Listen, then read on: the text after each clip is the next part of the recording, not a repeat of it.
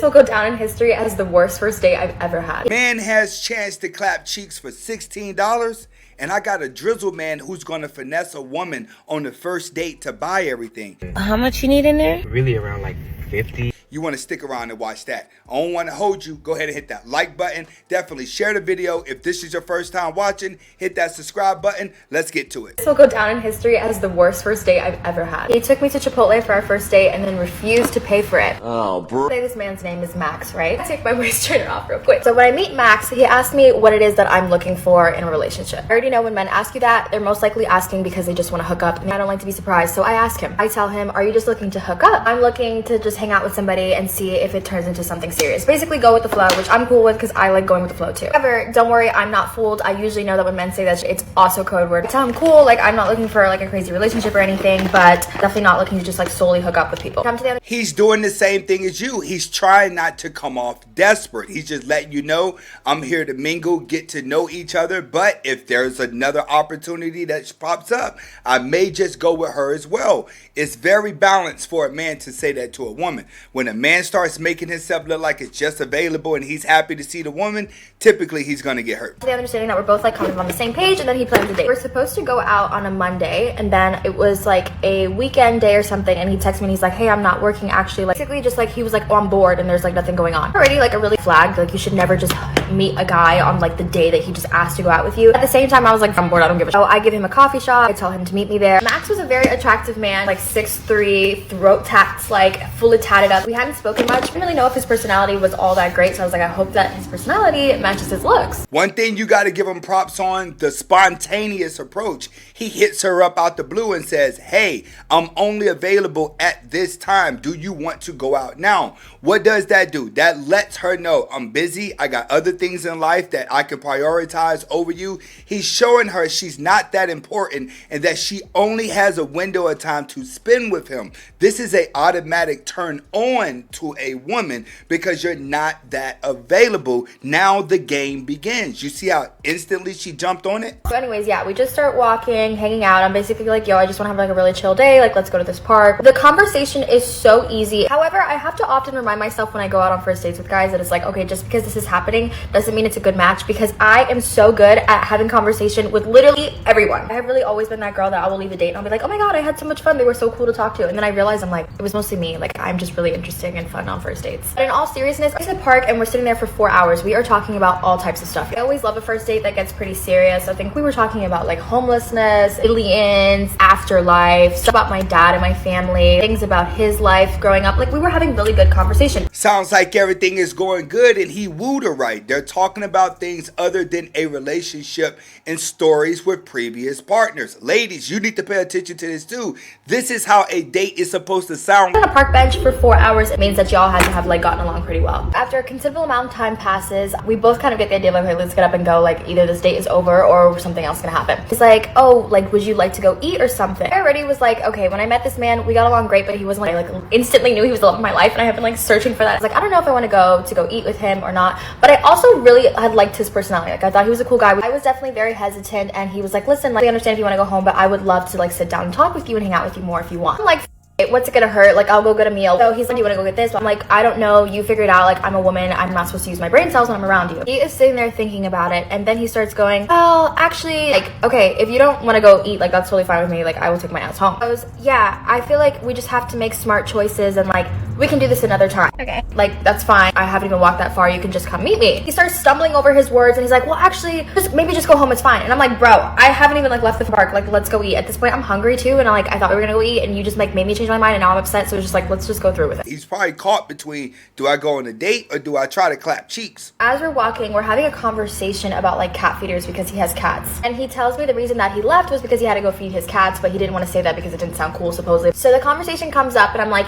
you should just buy a cat feeder. They're super cheap on Amazon. He's like, yeah, I've been wanting to, but they're like $60, so I have to save up for it. Oh, baby does not have money whatsoever, which I get it. He's struggling, but perhaps you should not be going out with me. He has to save up $60 in order to buy a cat feeder Is that a deal breaker? Is he still considered broke? Get in the comments to let me know. Walking on our way to ramen, and as we're passing by the ramen place, pass by Chipotle. Of course, me who loves to yap and just create conversation, I'm like, oh my god, I really love Chipotle. He's looking, actually I'm pointing. The man goes, you like Chipotle? Can I eat there? Do you like Chipotle? Like, come on, are you okay with that? I have only seen a man whip his head that damn fast for some ass before, okay? I've never seen no man go, oh, it's something Chipotle cheap. I was like, clearly you are not doing okay. And I also wasn't even taking this man seriously. At this point, he had already pissed me off about leaving and coming back. I was like, I'm just hungry. I'm just gonna get my Chipotle. Like, let's go. I don't mind. If I'm not gonna take you seriously, like for real, as like a boyfriend or anything, take me whatever, but I don't go. So as Max and I are walking to Chipotle, we get right in front of Chipotle and he goes, give me 2 minutes. I have to go do something and I'll meet you in there. Oh.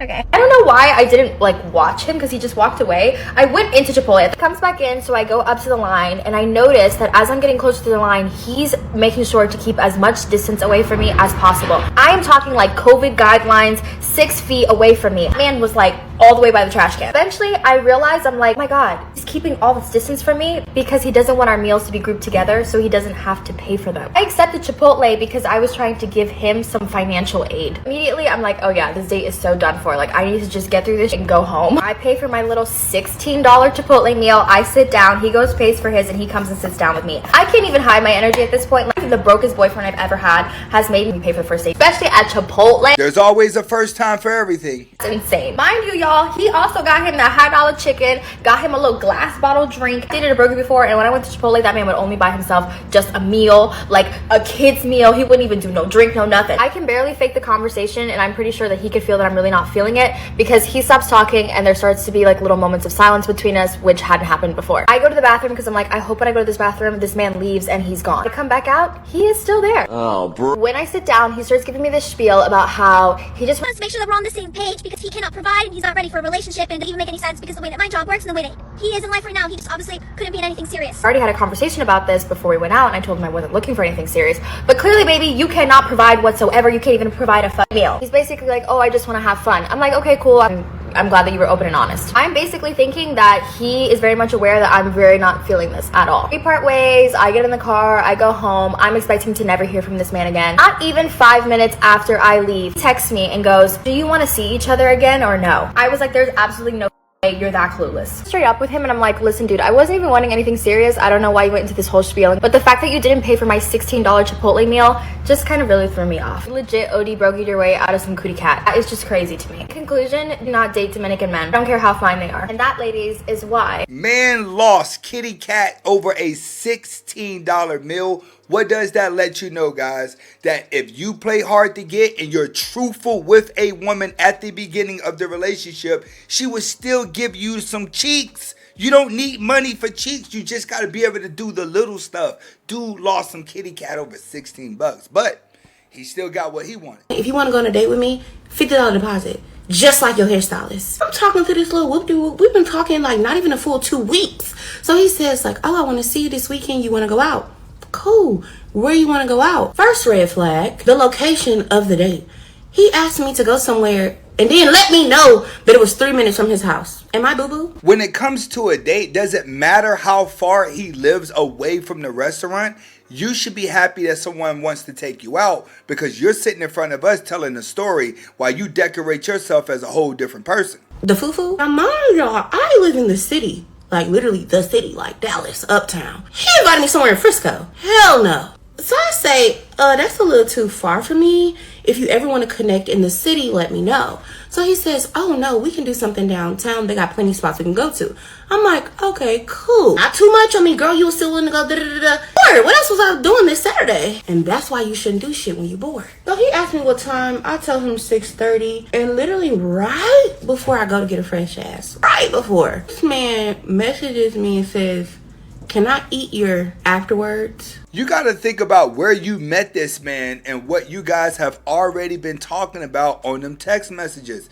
Sometimes women like to start talking sleazy with all the guys just so they feel the attention. This may be one of them guys you want to go back and watch your messages for, because when they meet you acting a certain way, they're going to expect you to be that way. First and foremost, ew, meat mouth. Second, it's not an honor. Like, it's not an honor that you don't even want to see what the vibe is or nothing. You just offering it. You the mouth of the town, ain't you? There's no standards, no requirements for your mouth. That's the thing about being a BBW. Men always think that you're down. And then what is up with men trying to guarantee anything before they even fill you out? Like, do y'all not get anymore? No vibe, and then decide like, you want me to sign up like a volunteer? Look how women are dressing now. Look how they're acting now. So liberated, as if they automatically are giving it up to everyone. Can you really blame men when you stop and look at social media and the amount of things that women and the strange things that women are doing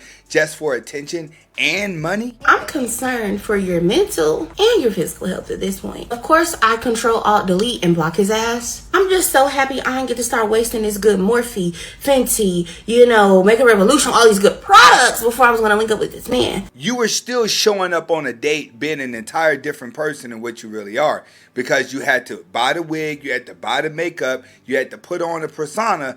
But he wasn't holding back. He see you faking, he wanted to fake too. That's the sad part about ladies after 26. When you play this independent world and you jump back into the dating world, it becomes a sad place. But that's why now, going forward, there will be a deposit due. My homeboy gonna say like, we're grown, like you know if you want to sleep with somebody or not. No, I don't know you. So you want someone to put a deposit down on a date, just in case if they're weird. You can stop the date and they pay for all the makeup and the time that you spent getting yourself together. So someone has to pay you to look good is what you're saying? I don't know if men just don't care or what, but y'all are scaring the hoes. Anywho, I didn't let that stop my mood. I wanted to get cute and go outside today, so let me get y'all into my fit before I head out to the streets. And here's my final look for this Saturday evening. I'm about to go out to happy hour at one of my favorite spots in Dallas. It's called Parliament. It's a cool little intimate spot, and they have great drinks. I see exactly why this dude was trying to smash, because she's definitely looking like an easy target walking out the house dressed like this. BB Dub. It's not too sweet at all either. This top is from Torrid. These shorts are actually from Torrid too. Oh no, these are from Ashley Stewart. Anyways, I got on my dunks, this bag from Shein, feeling super cute, ready to hit the streets. Bye, honey. The sad part about it is that woman actually thinks she's cute. So here's the check. Oh, thank you. So you like date a lot of guys out here? No. Okay. What's a lot of guys? I hear the Atlanta dating scene is like crappy. Yeah, I heard that too. Yeah. And then you gotta have like a lot of money to date. You see that card that I paid with? No. It's an American Express. It's like a gold card. Like, gets me into the lounges at the airport and everything. It's like a status thing. Dating in Atlanta is rough, especially for a black woman. You see him sitting on a date asking how many guys she been with. Do she date a lot? Do he need to have a lot of money? Ladies, do you see what you have programmed men to think of you? What kind of card you got? Do you have a credit card? Yeah, just like a regular card. Yeah. That gets you any like access in the lounges and things like that? No, but I think I build like points or something on it. No. Once you have an Amex, it's like a status symbol, you know? Status. Yeah. Okay. Yeah. Like builds good credit, you gotta pay it off every month. It's just really good. Okay. Excuse me, sir. It says decline.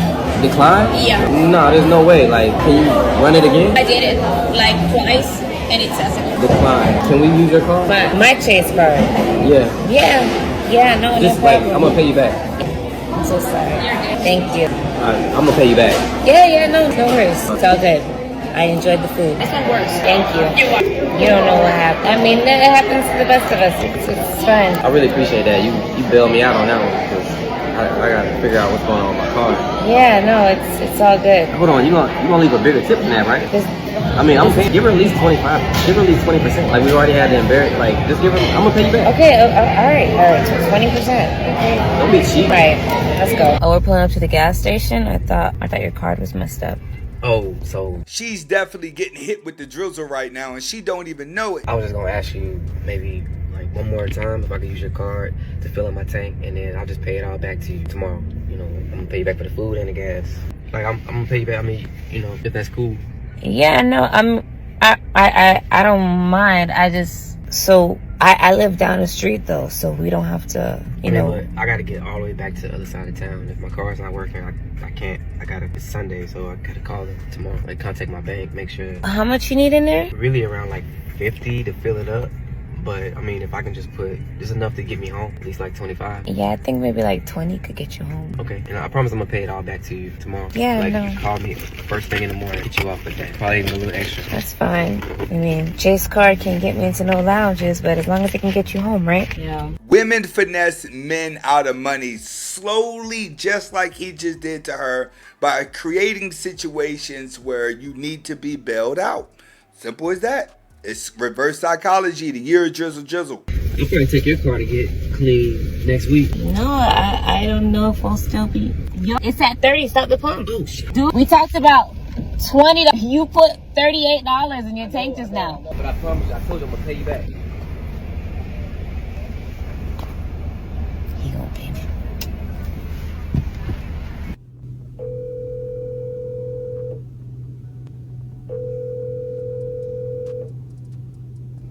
Your call has been forwarded to voicemail.